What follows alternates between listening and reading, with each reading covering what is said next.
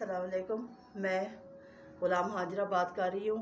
मैंने 50 साल से सऊदी अरब में थी, तो 7 साल से मैं अपने घर में आई हूँ। जो हिस्सा मैंने अपने भाई से ख़रीदा, मैं अपने मकान में आई हूँ, तो SHO ज़ाहिर पीर ने वो कब्ज़ा करवा दिया मेरे घर में मिलकर, थाना ज़ाहिर पीर से। और मुझे मेरी अपील है अफसरान से, ये कुरान पाक के सदके मुझे वो इंसाफ चाहिए। अस्सलामुअलैकुम। रहीम यार खान, बेवा औरत की आला अफसरान से इंसाफ की अपील। साहिल मोहम्मद अशफाक, साहिला बेवा ग़ुलाम हाजरा ज़ईफ़ुल उमर, जो मदीना शरीफ में पैदा हुई और वहीं पर सिलाई करके मेहनत मजदूरी की, तहसील खानपुर ज़ाहिर पीर में एक घर लिया और एक दुकान जो वरासती है। घर के 4 कमरे और चार दीवारी, जहां साहिला अपनी 7 बेटियों और 2 बेटों को लेकर सऊदीया छोड़कर 7 साल से रहायश पजीर है। रहीम यार खान की बदकिस्मती है कि जब भी कोई आला अफसर मेरिट पसंद तैनात होता है, नीचे वाला अमला अच्छे अफसरान की बदनामी का सबब बनता है। जैसे SHO हाजी मोहम्मद यासीन थाना ज़ाहिर पीर ने पैसों की चमक में एक 4 दीवारी के अंदर एक कमरे पर कब्जा करवा दिया और साहिला से भी मोटी रकम रिश्वत ली, मगर इंसाफ ना दे सका। मजबूरन साहिला व साहिल की आला अफसरान से अमदाद और इंसाफ की अपील। Report Rana Naveed Anwar, news group, Raj news. Rahim Yar Khan, सुनिए साहिला और साहिल की कहानी। मेरा नाम मोहम्मद इशफाक है। मैं थाना ज़ाहिर डिस्ट्रिक्ट रहीम यार खान में रहता हूँ। ये मेरी अम्मी का मकान है, एक जो 8 मरले का है, और इसमें एक विरासती दुकान और मकान है जो उसने अपने भाई से ले रखा है। ये जाली किरायानामा बना के इकबार बाला नाम का कब्ज़ा ग्रुप है, कब्ज़ा माफिया है, जिसकी सरपरस्ती सियासी लोगों की है। वो लोगों के मकान किराए पे लेके कब्ज़ा करता है और कब्ज़ा करके फिर उनसे भारी रकम लेके वापस करता है। ये उसका जाली किरायानामा है। जो जिस औरत ने ये किरायानामा बना के दिया, उसके नाम एक मरला भी शहर में नहीं है ज़ाहिर पीर में। ये उनके साथ ज्यादती हो रही है। SHO ज़ाहिर पीर के पास हम गए, SHO ने हमारी बात नहीं सुनी। ये उसके अम्मा का ये स्टाम है जो उसने भाई से मुल खरीदी है। बाकी ये एक इंतकाल है अम्मा के नाम का, ये इंतकाल है एक अम्मा के नाम का, कि जो उसका विरासती इंतकाल भी है और दुकान मलकियत भी है। जो जिसमें सुनारे की दुकान है, वो दुकान का किराया भी बंद करवा दिया उनसे। उनके साथ इतनी बड़ी ज्यादती की अम्मा के साथ। ये जो किरायानामा अम्मा के नाम का बना हुआ है सुनारों की दुकान का, ये किराया भी उन्होंने 2 साल से बंद कर दिया है। इनके साथ इतनी बड़ी ज्यादती हुई है। ये हमने 7 से 8 FIR करवाई हैं।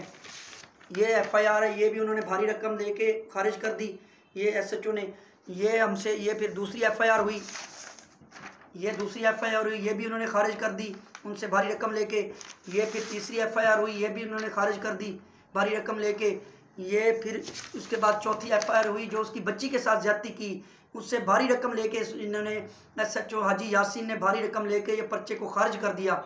ये जो 376 के मुलजिम थे, थाने में दिल दिलाते रहे हैं। SHO ने खुद उनकी बात भी नहीं सुनी। हम उनके पास गए हैं कि ये हमारे मुलजिम में पकड़ो, तो हमें उसको ग़ुलाम हाजरा के साथ उन्होंने बड़ा गलत सलूक किया।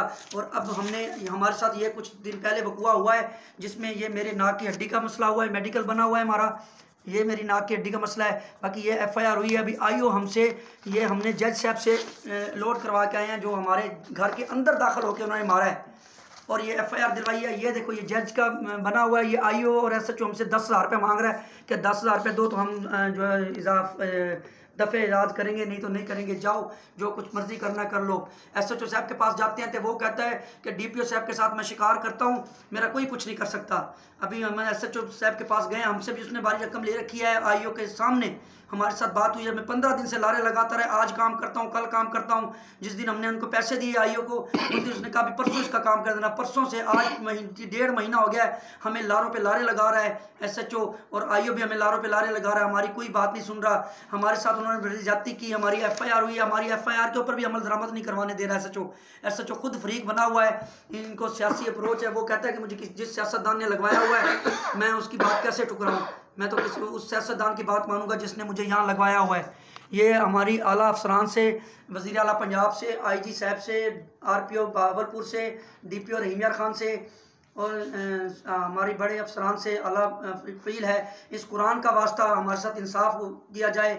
हम बहुत मजलूम हैं, हमारे साथ इंसाफ चाहिए, हमें इंसाफ चाहिए, हमारे साथ इंसाफ चाहिए। हम इस कुरान के वास्ते हम कहते हैं कि हमें कब्ज़ा माफिया से हमारी जान छुड़ाएं। ये कब्ज़ा माफिया है, इनकी तहकीकात करें। ये शहर के अंदर कब्ज़ा माफिया है, इकबाल और बाला ये कब्ज़ा ग्रुप है। इसके बेटे जो हैं वो खुद वारदाती हैं, अगले दिन मोटरसाइकिल की वारदात की, पकड़े गए हैं। SHO ने भारी रकम लेके रातों रात उसको मुलजम को छोड़ दिया, जिसकी वीडियो भी हमारे पास है, फिर भी हमारा कुछ नहीं बना, उसकी बात कोई नहीं सुनता। हमारी कोई बात सुनने के लिए तैयार भी नहीं है। हमारी आला अफसरान से अपील है, हमारी DPO साहब से भी अपील है, हमारी वज़ीर आला पंजाब से अपील है, हमारी IG साहब से अपील है कि हमारी माँ के साथ इंसाफ किया जाए, हमारे साथ इंसाफ किया जाए। हम मजलूम हैं, हम परेशान हैं, हमने थाने के चक्कर लगा लगा के थक गए हैं, हमारी कोई बात नहीं सुन रहा। हाजी यासीन साहब के पास जाते हैं तो वो आगे बात नहीं सुनता हमारी, वो उल्टा हमें धमकियाँ देता है कि आप जितनी बार थाने आओगे मैं आपके ऊपर आपको किसी न किसी पर्चे में फंसा दूंगा, मैं ये करूँगा, मैं वो करूँगा। हमारी उल्टा बात ही नहीं सुन रहा। हमारी DPO साहब रहीम यार खान से कुरान के सदके अपील है कि इस कुरान के सदके कुरान के ऊपर हाथ रख के मेरिट करके हमारा फैसला करें। हमें इंसाफ की तवक्को है कि हमें हमारा इंसाफ हमें चाहिए, इस कुरान के सदके हमें इंसाफ चाहिए।